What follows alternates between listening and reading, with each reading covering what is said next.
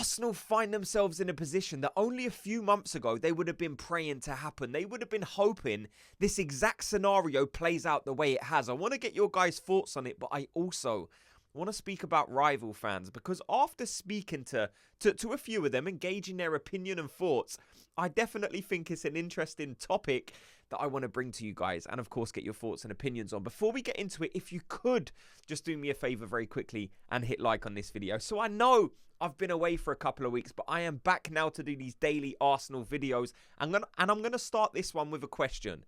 We're in the second international break now, and I just want to know, so far this season, who has been your player of the seasons? Up to this point, who is Arsenal's best player? Let me know in the comment section. And of course, I'm going to give you my opinion in a couple of minutes. So the very first place I want to start this video is, look, where are Arsenal in this season so far? Like, look at the position Arsenal find themselves in. We are 1 point off the top of the table, and that might not sound too impressive, but once you add in the games that Arsenal have played, like we know we've played Brighton, we've played Villa away, we've played Tottenham away, we've played Man City away, we've played a couple of games in the Champions League even, and still Arsenal find themselves in a competitive position after having some awful decisions made against them. Look at Arsenal, okay? So Champions League, 1 win, 1 draw.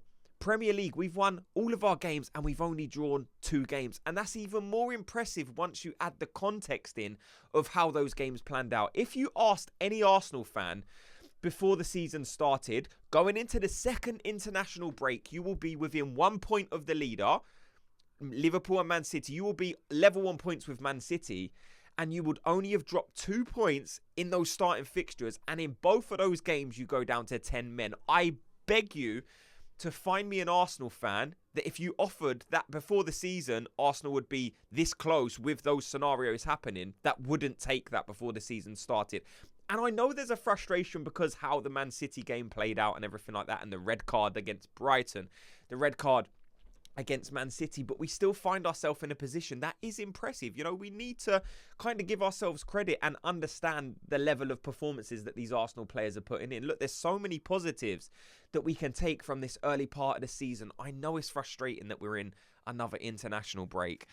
It's the last thing I want happening at the minute, but it does give us a time to maybe relax a bit, maybe reset, and I think it's going to do us the world of good. Look, I want to speak about rival fans because, look, like I said, I've been away for a couple of weeks. I was in Spain at a wedding, and I actually got sat next to a Tottenham fan, right? And I think the person done it to kind of just wind us up, a bit of banter. Having spoke to the guy, it made me realise something. Not all Tottenham fans are idiots, right? This was a nice guy, a very interesting guy. He was like a music producer. His wife was there. She was a singer. Kelly Lee, her name was. She's a really good singer. I'm sure you guys have heard her songs. And we got talking about Tottenham. He had some, Tottenham and Arsenal, he had some complimentary things to say about Arsenal.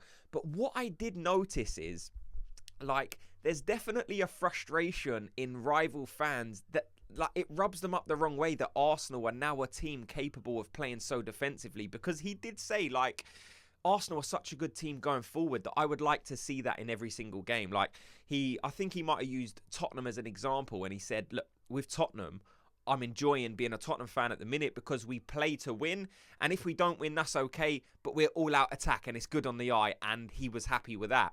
And he kind of had the opinion of Arsenal should be the same. You should always be all out attack, no matter what happens, no matter the circumstances or the scenario. You should always be trying to play that front foot football and trying to score.